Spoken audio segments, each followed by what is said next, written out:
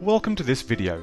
This is the last of 3 sessions looking at social norms in family planning programs. This video is created by the Women's Integrated Sexual Health Programme, known as WISH, which is the UK government's flagship sexual and reproductive health programme. This final session focuses on measuring social norm change. So, what do we need to measure? Based on the definition provided in the first video, we measure these 3 dimensions of a social norm. First, what I think others do, the empirical expectation.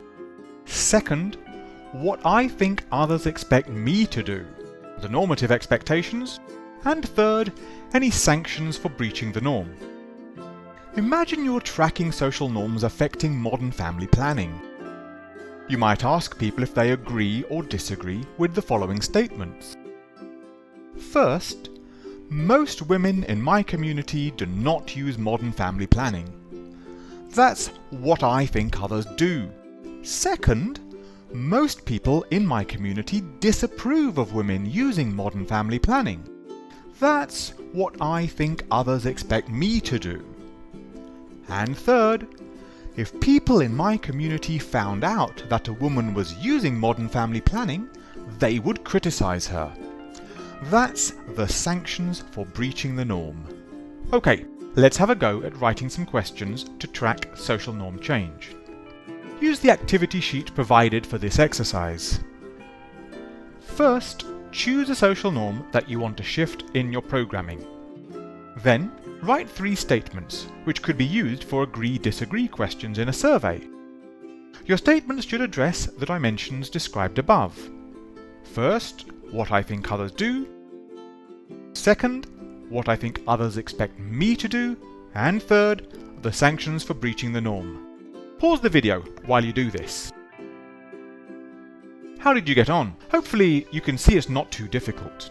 As well as tracking changes in social norms, you may also want to look for the early signs of change, the stepping stones towards social norm change. The precise indicators you choose will depend on your programming, but they might include things like awareness of media campaigns, participation in outreach activities, changes in knowledge and attitudes, better communication between couples, or sharing of positive stories about modern family planning. Changes in these measures don't prove that social norms have changed, but they may indicate that things are moving in the right direction. So that's what to measure. Now let's move on to how to measure social norm change. Here we focus on rapid and low-cost approaches, each of which has its strengths and limitations. First, you can add your social norm questions to an existing survey. This is quick and cheap if you're already doing a survey, and offers the precision of quantitative measurement.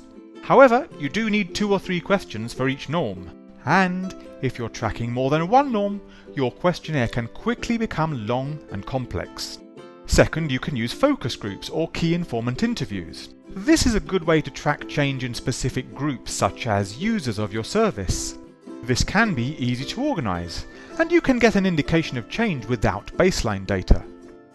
There are a lot of tools which have been developed for use in focus groups, and these can be integrated into your regular activities. However, focus groups may not be representative of the wider population, and can overstate programme effects.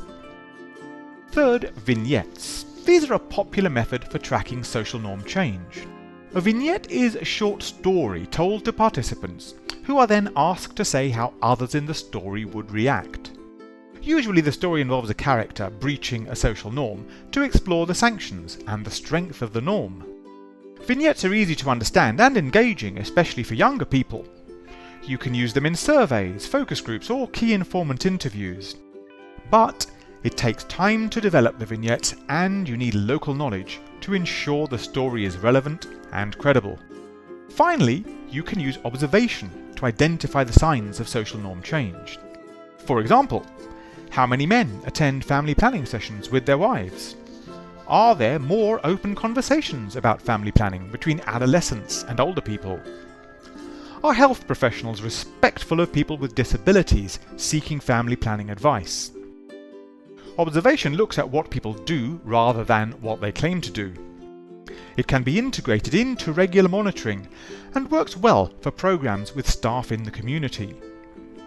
However, it can lack objectivity, and staff need to be trained to ensure consistent and accurate observation.